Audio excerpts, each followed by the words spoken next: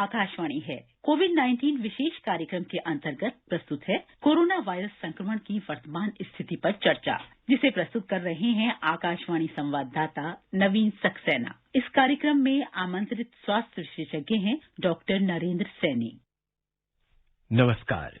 कोविड-19 की बीमारी से जूझते हुए करीब 1 साल हो गया है।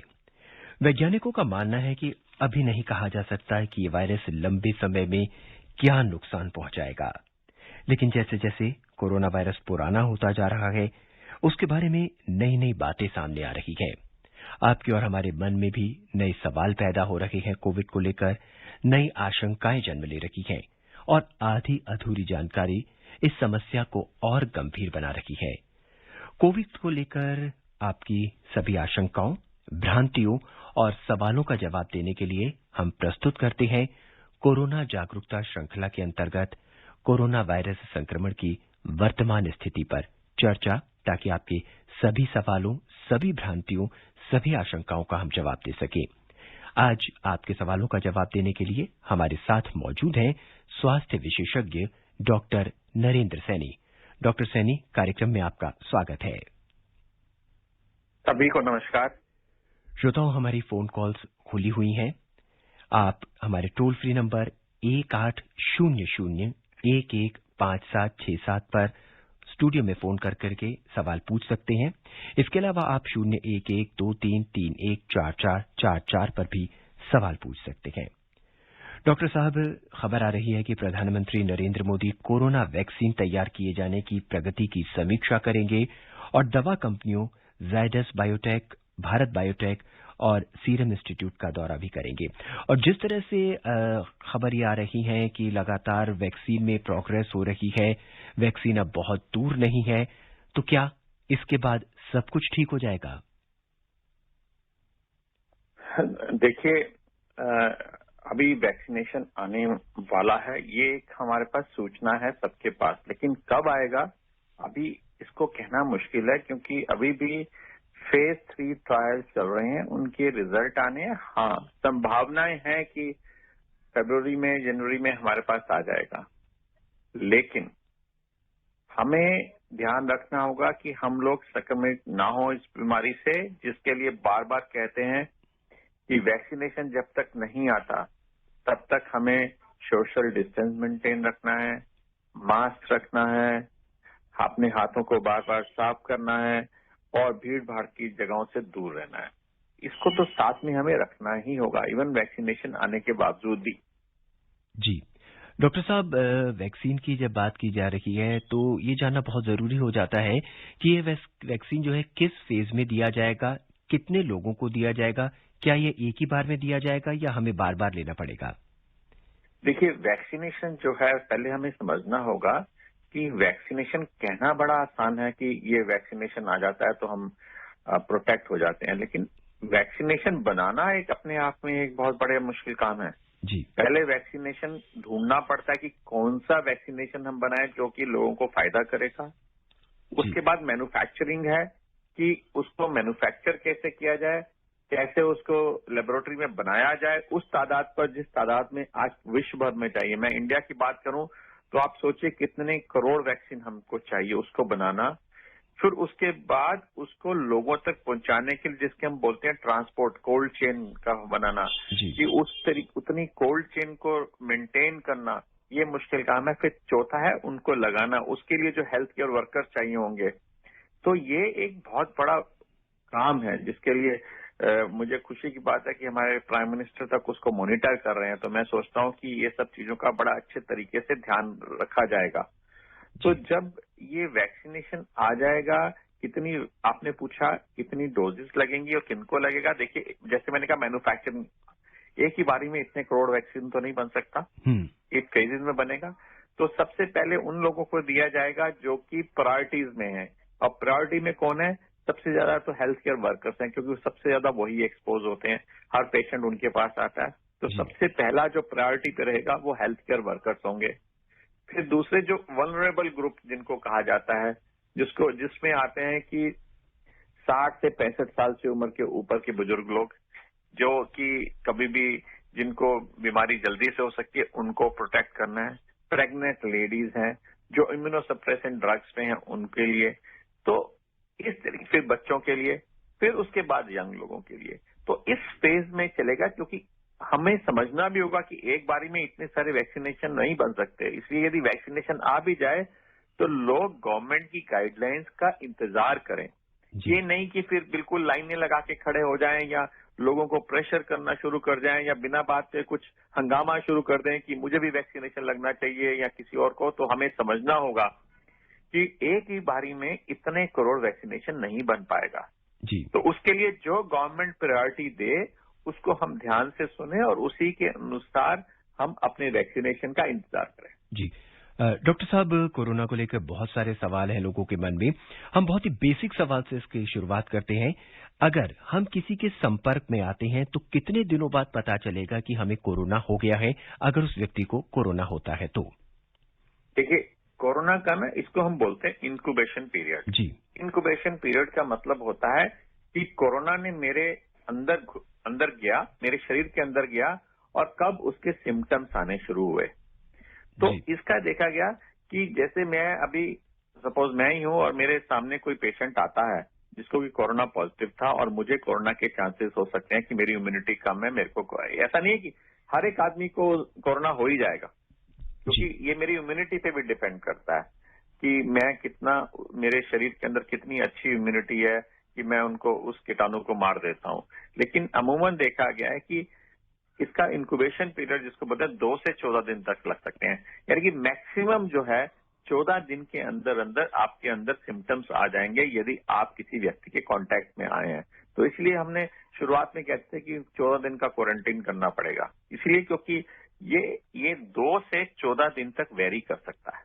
जी डॉक्टर साहब, ये 2 से 14 दिन का जो पीरियड होता है, इसका इंक्यूबेशन पीरियड जिसे हम बात कर रहे हैं, इसमें किस तरह के लक्षण देखे जा सकते हैं और उसमें से कौन से ऐसे लक्षण हैं जो बहुत सीवियर होंगे, बहुत खतरनाक होंगे? देखिए, 2 से 14 दिन के अंदर कोई लक्षण नहीं होंगे जी। इंक्यूबेशन पीरियड के अंदर यह है कि आपके अंदर वायरस अपना घर बना रहा है, उस दौरान कोई सिम्टम्स आपको नजर नहीं आएगा जी। फिर आपको धीरे धीरे सिम्टम्स नजर आएंगे और इंक्यूबेशन पीरियड के बाद है। जैसे जो आज की तारीख में हमने देखा है, मेरे पास बहुत सारे केसेस आए जिसमें वो बोलते हैं कि हमें टेस्ट नहीं समझ में आ रहा, हमारे को स्मेल नहीं आ रही कुछ जी। ये एक बहुत ही पिक्यूलियर सिम्टम जो हम कह रहे हैं कि देखने में मिला है, जो कि और बीमारियों में नहीं मिलता जी। और ये हमने देखा है कि कहने को ये कोई सिम्टम नहीं होता, लोग इसको नजरअंदाज कर देते हैं, लेकिन हमने देखा है कि जितने पेशेंट मेरे पास आए हैं, खासतौर पर मैंने देखा है कि जो कहते हैं कि मुझे स्मेल और टेस्ट नहीं आ रहा, वो 80 to 90% लोग पॉजिटिव निकलते हैं। जी। अमूमन क्या होगा, बुखार आएगा जो कि अन्य वायरल इलनेस से भी आ सकता है, हाथ पांव में दर्द होगा, खांसी होगी, गला खराब हो सकता है और मसल वीकनेस बहुत ज्यादा होती है। फिर जैसे जैसे सिम्टम्स बढ़ते हैं या किसी की बीमारी और बढ़ती है तो उसको सांस लेने में तकलीफ हो जाएगी, थोड़ा सा चलने पे उसका सांस फूलने लगेगा। फिर उसका असर एक ये इन्फ्लुएंजा वायरस से इसलिए फर्क है कि ये फिर सिस्टमेटिक हमारी पूरी बॉडी पे अटैक करने लगता है। उसके बाद उसको सांस लेने में तकलीफ के बाद उसके लीवर खराब होना सकता है, किडनी खराब हो सकती है, अनकॉन्शियस हो सकता है, ब्रेन पे असर हो सकता है, कंफ्यूजन स्टेट ऑफ माइंड हो सकता है जिसमें मतलब आदमी को पता ही नहीं लग रहा होगा कि उसके साथ क्या हो रहा है। तो ये सारे के सारे सिम्टम्स आने शुरू होते हैं। डॉक्टर साहब, इस बीच हमारे पहले कॉलर हमसे जुड़ रहे हैं जम्मू से रंजन। रंजन जी, कार्यक्रम में आपका स्वागत है। हाँ, नमस्कार सर। नमस्कार रंजन जी। रंजन जी, क्या सवाल है आपका? मेरा सवाल सर कुछ अजीब सा है, जैसे कि अभी वैक्सीन बन रही है सर, किस मुल्क से आएगी, कितनी आएगी, कब आएगी, है ना, और पूछिएगी सर, उसके लिए 1.5 साल से मतलब पहले नहीं होने वाला, मुझे ऐसा लगता है सर। डॉक्टर साहब, इनका सवाल वैक्सीन को लेकर सवाल ये है सर कि मतलब जैसे जो मतलब सस्ती वैक्सीन हमारे पास है, जो मतलब ऑलरेडी है हमारे पास में, जैसे मास्क लगाना या फिर हाथ धोना या मतलब साफ सफाई से रहना, वो सर हम ये मतलब पूरी अपना कड़ाई के साथ क्यों इस्तेमाल नहीं करते? जिस डॉक्टर साहब ये सलाह भी दे रहे हैं, हम क्यों नहीं इस्तेमाल करते इन सब चीजों का? रंजन जी, मुझे बहुत अच्छा, एक बात आपकी बहुत अच्छी लगी, आपने कहा कि हमारे पास एक सस्ती वैक्सीन है। यदि ये लोगों के दिमाग में घर कर जाए कि यस मास्क पहनना, दूरी रखना, जी। बहुत सारी जगहों पर जहाँ पे बहुत ज्यादा लोग खड़े हों वहां पे नहीं जाना, शादियों में कम से कम लोगों का जाना, क्योंकि आजकल शादियां हो रही हैं तो लोग, मैं देखता हूं कि इतनी तादाद में लोग पहुंचते हैं।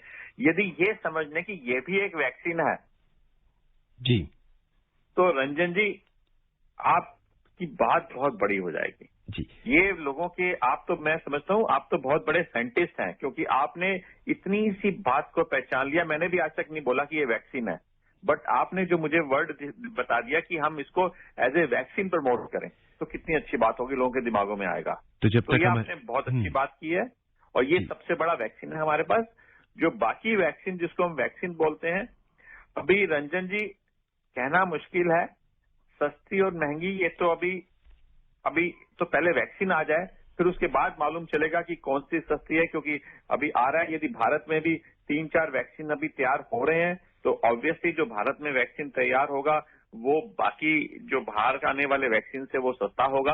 अभी जो फ्रंट लाइन में है यूएसए का फाइजर एक कंपनी है, वो बना रही है। लेकिन सबसे अच्छी बात है कि इंडिया भी फोर फ्रंट पे है। हमारे साइंटिस्ट भी बहुत जोर से लगे हुए हैं, और मुझे अच्छा लग रहा है, हम सबको इस बात का गर्व होना चाहिए कि 3-4 तरह के वैक्सीन हमारी कंट्री में भी डिफरेंट कंपनीज बना रही हैं, और उसके फेज ट्रायल चल रहे हैं। जब तक वो फेज ट्रायल पूरे न हो जाए तब तक ये कहना मुश्किल है, लेकिन हाँ, अभी हम भी काफी इस रेस में आगे हैं। इस बीच राजस्थान के जयपुर से प्रकाश अपने सवाल के साथ हमसे जुड़ चुके हैं। प्रकाश जी, कार्यक्रम में आपका स्वागत है। नमस्कार।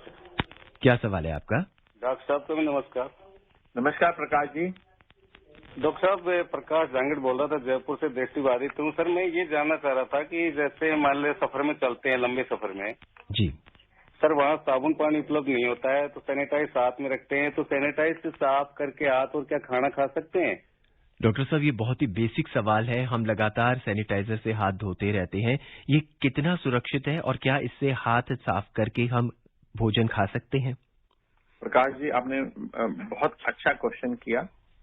देखिए, जहां तक संभव हो सके हमें साबुन और पानी का इस्तेमाल करना चाहिए जी, क्योंकि इससे अच्छा कोई हमारे पास साधन नहीं हो सकता जिससे हम कीटाणु से दूर रह सकते हैं, चाहे वो कोरोना हो या कोई सा भी वायरस क्यों ना हो या कोई सा भी बैक्टीरिया क्यों ना हो। ये सबसे अच्छा प्रोटेक्शन क्या है? साबुन और पानी। और उसका ऑल्टरनेटिव है, जब आपके पास ना ये सुविधा हो तब आप अल्कोहल का सैनिटाइजर, जो 60 to 70% उसमें अल्कोहल होना जरूरी है। यदि एक अच्छी कंपनी का अल्कोहल होगा तो आपके हाथों से उड़ जाएगा। आप खाना खा सकते हैं, लेकिन मैं कहूंगा कि यदि आपके पास अवसर है वहां पर कि आप हाथ साबुन पानी से धो सकते हैं तो वो धोइए। दूसरा, एक चीज और ध्यान रखनी पड़ेगी कि सैनिटाइजर जब हम इस्तेमाल करते हैं तो उसमें एक सबसे बड़ी प्री कंडीशन, यानी कि उसमें सबसे जरूरी है कि आपके हाथ दिखने में साफ नजर आने चाहिए। यदि हाथों में मिट्टी लगी हुई है, हाथों में ऑयल लगा हुआ है, हाथों में ग्रीस लगी हुई है, दिखने में हाथ गंदे लग रहे हैं, तो आपको सैनिटाइजर कोई लाभ नहीं देगा जी। तब तो खाना बिल्कुल भी नहीं खाना, चाहे आपने सैनिटाइजर भी क्यों ना लगा लिया हो। सैनिटाइजर के लिए सबसे बड़ी प्री कंडीशन, जिससे कि उससे पहले है कि आपके हाथ दिखने में साफ नजर आने चाहिए। डॉक्टर साहब, इस बीच दिल्ली से ब्रह्मदत्त अपने सवाल के साथ हमारे साथ हैं। ब्रह्मदत्त जी, कार्यक्रम में आपका स्वागत है। सर जी नमस्ते। नमस्ते, क्या सवाल है आपका? सर नमस्ते। नमस्ते ब्रह्मदत्त जी। सर जी, मैं मंगोलपुरी दिल्ली से ब्रह्मदत्त बोल रहा हूँ। जी हाँ जी सर जी, मैं आपके माध्यम से ये जानना चाहता हूँ, जिसका टीके का इतना शोर मचरा अभी नहीं आया, वैक्सीन नहीं आई, क्या इसके आते ही कोरोना छूमंतर हो जाएगा? क्या यही रामबाण औषधि है कि कोरोना समाप्त हो जाएगा? टीके का ही इंतजार कर रहे हैं हमारे विशेषज्ञ, शोध कर रहे हैं दुनिया के लोग। तो मैं आपके माध्यम से जिज्ञासा शांत करना चाहता था। ब्रह्मदत्त जी, आपने बहुत अच्छा क्वेश्चन किया। पहला, हम सब लोगों को समझ लेना चाहिए, अभी हमारे से पहले एक श्रोता जी ने बोला था कि हमारे पास एक सबसे चीप वैक्सीनेशन है, सबसे सस्ता वैक्सीनेशन है, वो है हमारे मास्क, हमारा हाथ धोना, हमारा डिस्टेंस मेंटेन करना, फिजिकल डिस्टेंस मेंटेन करना। ये हमारे पास सबसे बड़ा रामबाण है। दूसरा, जो वैक्सीनेशन की आप बात करें, नहीं, हर एक, आपने देखा होगा, पढ़ भी रहे होंगे कि हर एक वैक्सीनेशन की एक एक बताया गया कि एफिकेसी कितने % लोगों को लाभ कर सकता है। कोई भी 100% वाला नहीं है, 90%, 70%, 80% तक होंगे। तो इस और मैंने पहले शुरुआत में भी बताया कि एक वैक्सीनेशन बनाने में बहुत टाइम लगता है, तो इतने करोड़ों को वैक्सीनेशन एक दिन में नहीं बन पाएगा। तो हमें वैक्सीनेशन के साथ साथ जो बार बार हम कह रहे हैं कि ये जो 3-4 चीजें हैं कि फिजिकल डिस्टेंस मेंटेन करना, हाथों को धोना और जो मास्क पहनना, ये हमारे सबसे बड़े वैक्सीनेशन है। यही हमारे रामबाण है, इसी से हम इसको भगाएंगे। हाँ, वैक्सीनेशन जब आ जाएगा तो थोड़ा और लाभ होगा हमें। और अब गुजरात चलते हैं। गुजरात के जामनगर से तारालाबेन जोशी हमारे साथ जुड़ रही हैं। नमस्कार साहब। नमस्कार। नमस्कार। नमस्कार। हाँ, मेरा प्रश्न है जी, एंटीवायरल ड्रग फेविपिराविर जी, मरीज को कौन सी स्थिति में देनी पड़ती है? क्या यह दवा सरकार द्वारा निःशुल्क प्रदान की जा रही है? डॉक्टर साहब, ये फेविपिराविर के बारे में जानना चाहते हैं और जानना चाहते हैं किस स्थिति में पेशेंट को दी जाती है और क्या ये सरकार की तरफ से दी जाती है? देखिए, पहले तो हम सबको समझना होगा कि अभी तक जी, WHO, world health organization, ICMR, CDC, जिन की गाइडलाइंस को हम पढ़ते हैं, उनके मुताबिक अभी तक हमारे पास कोई स्पेसिफिक एंटीवायरल ड्रग नहीं है। कुछ स्थितियों में हम ट्रायल पे कुछ दवाइयां देते हैं, उसमें एक फेविपिराविर भी है, रेमडेसिविर भी है जी। तो वो आप छोड़ दीजिए उन डॉक्टर्स पे क्योंकि ये अमूमन आम भाषा में नहीं, आम लोगों को नहीं दी जाती। जब कोई कंडीशन में खराबी होती है और उनके ब्लड टेस्ट बताते हैं, तभी उसी आधार पर ये दवाइयां दी जाती हैं। बट एट प्रेजेंट मैं यही कहूंगा कि ये सारी की सारी दवाइयां एक्सपेरिमेंटल हैं। हमारे पास अभी भी कोई स्पेसिफिक एंटीवायरल ड्रग नहीं है। डॉक्टर साहब, इम्यून सिस्टम को बढ़ाने में विटामिन डी का बहुत रोल है, तो क्या विटामिन डी कोरोना से लड़ने में कोरोना के जो पीड़ित व्यक्ति हैं उनके लिए कारगर हो सकता है क्या? जी, आपने बहुत अच्छा क्वेश्चन किया। जी, vitamin D, vitamin C, zinc, इनका देखा गया कि ये हमारी इम्यूनिटी को बढ़ाते हैं और इनका वायरल पे एंटीवायरल इफेक्ट होता है जी। इसलिए इन चीजों का आप सेवन करिए। जिन भी चीजों में ये चीजें होती हैं, लाइक आप फल खाएं, यदि आप डायबिटिक का पहले ध्यान रखें, आप नींबू पानी पीजिए जी। आप संतरा खाएं, मौसमी खाएं, क्योंकि इनमें विटामिन सी होता है जी। ठीक है, इस तरह ड्राई फ्रूट ले सकते हैं आप, जिनमें जिंक और अदर मात्रा में होते हैं। तो आप अपनी आहार को अच्छा संतुलित बनाएं जी, उसको ध्यान करिए। मैं दूसरा कहूंगा, आप स्टीम इनहेलेशन करें, क्योंकि आप पूरे दिन भर में जाते हैं, रात को स्टीम इनहेलेशन करें। आप बीटाडिन गार्गल करें या गर्म पानी से अपने गार्गल करिए रोज जी। ठीक है, ये छोटी छोटी चीजें जो घरेलू चीजें हैं, जिनका हम देख सकते हैं कि इनका फायदा हो सकता है, जरूर करिए जी। डॉक्टर साहब, विटामिन डी की जब हम बात करते हैं तो इसमें सूरज की किरणों का कितना रोल है? देखिए, सूरज की किरणों का बहुत बड़ा महत्व है इसमें। पहले हम देखते थे कि विटामिन डी की हमारे देश में लोगों को कमी नहीं होती थी जी। आप भी यदि ध्यान देखें, जो थोड़े एजेड लोग हो गए हैं, वो 50-60 साल से ऊपर के लोग हैं, वो सब जानते हैं कि पहले थोड़े सालों पहले सभी लोग दोपहर में हम लोग छत पे बैठा करते थे और धूप का सेवन लिया करते थे और अपना काम करते थे या मूंगफली खाते थे, सब लोग करते थे। तो उस समय हमारे देश में विटामिन डी की कमी हमारे यहाँ नहीं होती थी, बाहर की कंट्रीज में होती थी, क्योंकि वहां पे सारा टाइम सूरज आता ही नहीं था जी। और सर्दी इतनी होती थी कि वो बाहर निकल ही नहीं पाते थे। तो वहां पर विटामिन डी की कमी होती थी, क्योंकि सूरज की किरणों से विटामिन डी हमें मिल सकता था, बन जाता था, हमारे में कभी विटामिन डी की कमी नहीं हुई।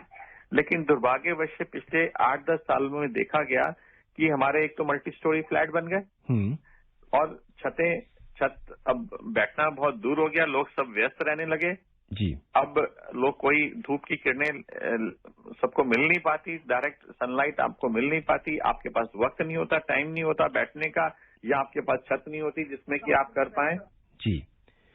तो इसलिए अब विटामिन डी की कमी होने लगी। इसलिए मैंने बताऊंगा, जो आपने क्वेश्चन किया, धूप की किरणों का बहुत बड़ा महत्व है। इसलिए अब आज की तारीख में हमें उसको सप्लीमेंट करना पड़ता है, दवाइयों के द्वारा उनको विटामिन डी देना पड़ता है। डॉक्टर, इस बीच दिल्ली से सुनील झा हमारे साथ जुड़ चुके हैं। सुनील जी, कार्यक्रम में आपका स्वागत है। क्या सवाल है आपका? नमस्कार सर, डॉक्टर साहब को भी नमस्कार। नमस्कार सुनील जी। मेरा 2 सवाल है सर। एक तो ये सवाल है कि सैनिटाइज करने के बाद हाथ में उसका असर कितने देर तक रहता है, मतलब कि उसका जो बैक्टीरिया है कितने देर तक नहीं अटैक करेगा। दूसरी सवाल ये है, जैसे कोरोना मरीज कहीं बैठे हुए हैं, अचानक हमें पता नहीं कि कोरोना का मरीज है, वहां जाकर के हम अगर बैठ गए, वहां से उठने के बाद मतलब वो वहां पर मौजूद नहीं है, तो क्या वहां पर कीटाणु है कि नहीं है?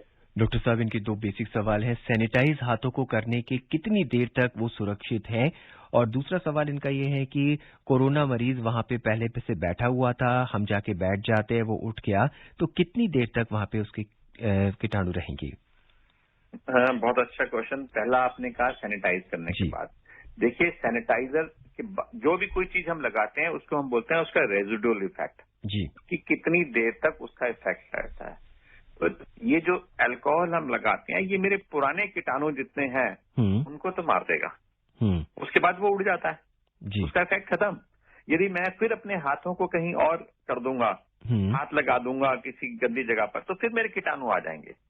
तभी आपने देखा होगा कि हॉस्पिटल में डॉक्टर जब एक पेशेंट से दूसरे पेशेंट की तरफ जाता है तो पहले सैनिटाइज करता है, फिर दूसरे से तीसरे में जाता है तो फिर सैनिटाइज करता है। इसलिए हम कहते हैं कि आपके हाथों को बार बार सैनिटाइज करना है, बार बार साफ करना है, सैनिटाइज करना है, या अपने हाथों को बार बार धोना है। यदि आपने हाथों को गंदा आपने कहीं और टच करना शुरू कर दिया, तो कृपया करके, यदि आपके हाथ खाने के लिए बढ़ रहे हैं, या आपके हाथ आपके मुंह की तरफ जा रहे हैं, या आपके नाक की तरफ जा रहे हैं, उससे पहले आपको हाथ धोने ही धोने हैं। चाहे वो आपने 2 मिनट या 4 मिनट पहले आपने सैनिटाइज किया, लेकिन उस दौरान आपने चीजों को छुआ है, तो आपको फिर दोबारा से आपको हाथ धोने हैं या सैनिटाइज करने हैं। दूसरा क्वेश्चन आपने किया कि कितनी देर तक वहां पे रह सकता है कीटाणु, तो ये डिपेंड करता है सरफेसिस पे। ये देखा गया है कि जो कोरोना का कीटाणु है 4 घंटे से लेके 4 से 6 दिन तक जिंदा रह सकता है, डिपेंडिंग अपॉन द सरफेसिस। उसमें से जैसे स्टील के सरफेसिस हैं, इन पे कम से कम 3 से 4 दिन तक जिंदा रह सकता है। ये ब्रास है, ब्रास में 4 से 5 घंटे तक जिंदा रह सकता है। चेयर्स हैं, चेयर्स पे देखा गया जो वुडन चेयर्स हैं या ऐसे हैं, इनमें 2 से 3 दिन तक जिंदा रह सकता है। तो आपको इसलिए ध्यान रखना है कि कहीं भी आप बैठ रहे हैं तो आप उसके बाद आप अपने आप को घर में जब जाएं तो बिल्कुल अपने सारे कपड़े चेंज करिए, नहाइए यदि नहा सकते हैं, तो इससे कि आपके शरीर के कीटाणु, आपके कपड़ों के कीटाणु एटलीस्ट आप घर वालों तक न, क्योंकि हमारे जो हम जहाँ बैठे हैं हमारे कपड़ों के द्वारा भी हमारे घर तक पहुंच जाएगा या हमारे अंदर पहुंच जाएगा। तो कपड़े भी, आपके कपड़ों पे ये कीटाणु 12 से 24 घंटे तक जिंदा रह सकता है। तो आपको इसलिए हर वक्त चौकन्ना रहना होगा। ये जो चोर है हमारे इर्द आसपास ही घूम रहा है, और ये चोर कब हमारे अंदर एंटर कर जाए हमें नहीं पता। इसलिए हर वक्त जैसे हम अपने घर की रखवाली करते हैं, क्योंकि चोर कब घर में घुस जाए नहीं पता लगता, फिर भी हम सोचते हैं दिन में तो हम जागे हुए तो चोर नहीं आ सकता। ये हमारे जागते हुए भी हमारे अंदर घुस सकता है, क्योंकि हम इसको देख नहीं सकते। इस समय कोरोना जागरूकता श्रृंखला के अंतर्गत आप सुन रहे हैं कोरोना वायरस संक्रमण की वर्तमान स्थिति पर चर्चा, और आपके सभी सवालों का जवाब दे रहे हैं स्वास्थ्य विशेषज्ञ डॉक्टर नरेंद्र सैनी। इस बीच मध्य प्रदेश के रेवा से रामजी गर्ग अपने सवाल के साथ हमारे साथ मौजूद है। रामजी, कार्यक्रम में आपका स्वागत है। स्वागत के लिए सर जी धन्यवाद, और आपको नमस्कार और डॉक्टर साहब को भी नमस्कार। मैं खैर मझिया रीवा मध्य प्रदेश से पंडित रामजी गर्ग बोल रहा हूँ। जी, क्या सवाल है आपका? सर, शादी विवाहों का कार्यक्रम चालू हो चुका है। कार्यक्रम में ठंडा भोजन भी जैसे आइसक्रीम वगैरह खाने को मिलता है, तो उसमें अगर कोरोना का वायरस पहले से पड़ा हुआ है तो क्या हम कोरोना का शिकार हो सकते हैं? डॉक्टर साहब, इनका सवाल है कि भोजन में अगर कोरोना का वायरस पहले से ही मौजूद है और वो ठंडा भोजन है तो क्या उससे हम संक्रमित हो सकते हैं? बिल्कुल, आपने बहुत अच्छा क्वेश्चन किया। यदि ठंडा है खाना है, क्योंकि इस कीटाणु को भी ठंड अच्छी लगती है जी। 30 डिग्री से नीचे 2 डिग्री, 4 डिग्री, 8 डिग्री, 10 डिग्री इसके लिए बहुत अच्छा है। और ये हमने देखा है पूरे विश्व भर में कि ये यदि हम चाइना से इसकी जर्नी देखें, क्योंकि ये भी नया वायरस है, हम भी इसके बारे में जानकारी ले रहे हैं, सीख रहे हैं, सारे दुनिया के विशेषज्ञ सीख रहे हैं इसके बारे में। यदि हम इस वायरस की जर्नी देखें तो ये चाइना में शुरू हुआ और इंडिया तक पहुंचा। इस दौरान गर्मी, पहले सर्दी थी, वहां पे चाइना में सर्दी थी, सर्दी से बीच में अमेरिका, इटली जहां पर बहुत ठंड थी, उसके बाद जहां तक हमारी कंट्री में पहुंचा गर्मी आ गई। तो ये हर मौसम में आपने देखा कि ये हर मौसम में ये बिल्कुल ठीक रह रहा है ये वायरस, हमें इन्फेक्शन दिए जा रहा है। तो इसलिए ध्यान रखना है कि यदि ये 30 डिग्री तक आसपास, यदि जहां पे भी टेम्परेचर होगा 2-4 डिग्री, तो वहां तक तो ये बिल्कुल हम लोगों को इन्फेक्शन करता रहेगा। हाँ, ये देखा गया है कि यदि आपका खाना गर्म है, 60 डिग्री सेंटीग्रेड के ऊपर यदि खाना गर्म करके आप फिर खा रहे हैं उसको, तो ये कीटाणु मर जाएगा। डॉक्टर साहब, यदि शादियों में जाएं तो गर्म खानाएं खाएं। डॉक्टर साहब, हम लगातार कोरोना वायरस से बचने के लिए अपने हाथों को सैनिटाइज करते रहते, सैनिटाइजर से। इससे हाथों में एलर्जी होने की संभावना है। इसमें ग्लव्स जो हम पहनते हैं उनका क्या रोल रहेगा? देखिए, ये भी एक लोगों के, मैं तो कहूंगा, क्योंकि एक है आपको एक प्रोटेक्शन लगने लगती है। आप ग्लव्स तभी पहनिए जिनको बहुत ज्यादा, जैसे लोग लेबोरेटरी में काम कर रहे हैं या कुछ जिनको डॉक्टर्स हैं उनको जरूरत पड़ती है, या कोई सैनिटरी वर्कर हैं जो बायोमेडिकल वेस्ट उठा रहे हैं। आम आदमी को बार बार अपना हाथ धोना चाहिए, क्योंकि आपको ग्लव्स पहनने के बाद भी आपको हाथ तो धोने ही है। यदि आप उन ग्लव्स को पहन के सोचें कि मैंने ग्लव्स पहने हुए मुझे कुछ नहीं हो रहा और आप अपने मुंह को छूते रहें, तो आप अपने आप को बीमारी अपने घर में ला रहे हैं। तो जो ग्लव्स पहन रहे हैं सिर्फ आपके हाथों को बचाने के लिए है, ताकि आपके हाथों में गंदगी ना लगे। लेकिन आप उसके बाद ये नहीं कर सकते कि अपने ग्लव्स पहने हुए हाथ हर जगह आप छूते रहें। तो इसलिए अब आम आदमी को मैं यही कहूंगा कि आप, मेरे साथ भी आके लोग पूछते हैं कि आप ग्लव्स क्यों नहीं सबको पहनने चाहिए। मैं कहूंगा नहीं, आप अपने हाथों को बार बार धोइए, वो ज्यादा अच्छा है। जैसे अदरवाइज बाकी बीमारियां होने के चांसेस रहते हैं। ऐसा नहीं है कि एक्जिमा सिर्फ आपको सैनिटाइजर से होगा। जब आप ग्लव्स पहनते हैं तो अंदर काफी हीट सी पैदा हो जाती है, तो वो भी आपको एक मुश्किल पैदा करती है। और लेटेक्स ग्लव्स कई बार आपको एक्जिमा कर सकते हैं, इसलिए हर आदमी को जरूरत नहीं है ग्लव्स पहनने की। डॉक्टर साहब, वक्त हमारे पास अब बहुत कम है। संक्रमण के मामले हालांकि कम हो रहे हैं, मगर फिर भी खतरा अभी टला नहीं है। हम आपके माध्यम से अपने श्रोताओं को ये बताना चाहेंगे कि अब क्या करना चाहिए। देखिए, सिर्फ 3 चीजों का ध्यान। वैक्सीनेशन का इंतजार करें, हम सब करें, एक खुशी की बात होगी। लेकिन अभी किसी श्रोता ने जिसने बताया, मैं अब उसी वर्ड का इस्तेमाल करूंगा। हमारे पास एक सबसे सरल, सस्ता, टिकाऊ वैक्सीनेशन है जो हर बीमारी को हमारे को बचाएगा। वो है, हम मास्क पहने, फिजिकल डिस्टेंस मेंटेन करें, सोशली आप कनेक्टेड रहिए, लोगों से मिलते रहिए फोन से या किसी और माध्यम से, लेकिन फिजिकल डिस्टेंस मेंटेन रखें और अपने हाथों को, अपने शरीर को बार बार धोएं, इतना काफी है। और यदि मैं कहूंगा स्टीम इनहेलेशन रखें, अपने गरारे करिए रात को जाकर। यदि ये छोटी छोटी बातों को, और चौथा संतुलित आहार लीजिए। यदि ये हम चीजों का ध्यान रखेंगे तो इससे बड़ा वैक्सीनेशन कोई और नहीं है। डॉक्टर साहब, इस कार्यक्रम में आने के लिए और तमाम सवालों का जवाब देने के लिए आपका बहुत बहुत धन्यवाद। आज के इस कार्यक्रम में बस इतना ही। इजाजत दीजिए। नमस्कार।